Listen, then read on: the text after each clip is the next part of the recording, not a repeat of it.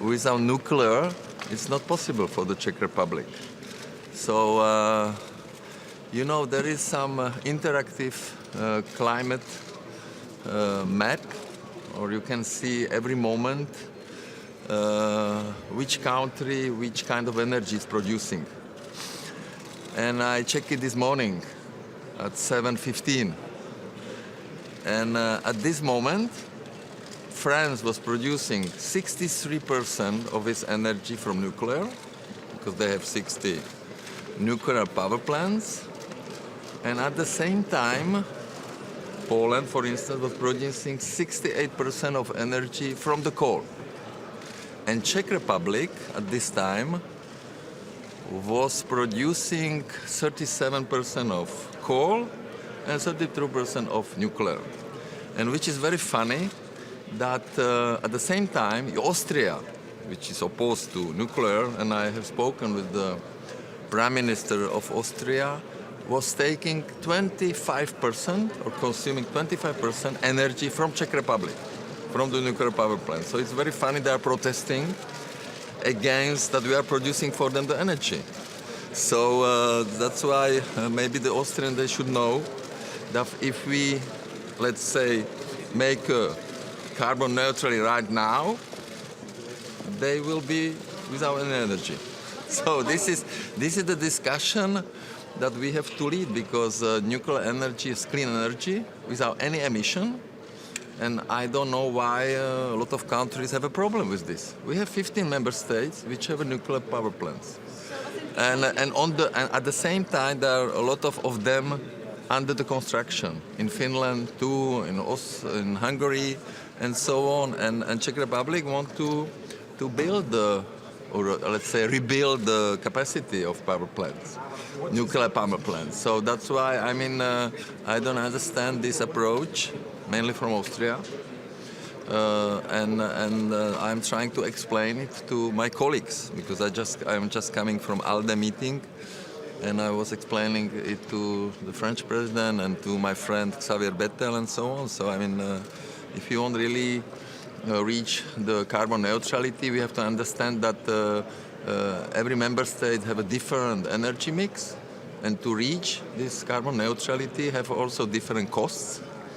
Concerning Czech Republic, it will be probably more than 30-40 billion euro.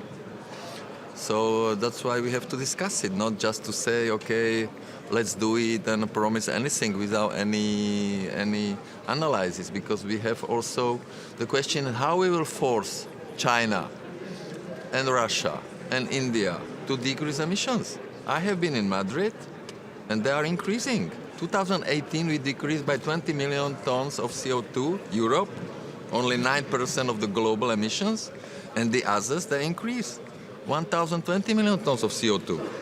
So how we will force them? This is the question. We have to discuss maybe about the tax, about something, because they produce goods outside of Europe with emissions, and we are buying these goods in Europe. So this is the discussion to be led, and also the discussion how much it costs. So when it comes to climate action, Ireland will be strongly supporting Ursula von der Leyen's European Green Deal. We think it's a really powerful initiative, and the objective is to make the European Union a climate neutral, carbon neutral continent by 2050, the first continent to do so, and we'll be very supportive of that. And as part of that effort, I joined today with the Swedish and Danish Prime Ministers to form a climate action forum. As three similar countries, similar size, similar economies, we're going to work together on those three countries tonight who are holding up the Green New Deal: Hungary, Czech Republic and Poland. And then how does that sort of compare or contrast to that group with Denmark and Sweden? Like what more do you think you're going to do in that group to accelerate the fight against global warming? Well, we're going to try to persuade them to come with us, to sign up to this objective of making Europe the first climate neutral continent by 2050. We understand that their countries and economies are very coal dependent, but coal is a very dirty fuel and is contributing enormously to poor air quality and also to global warming.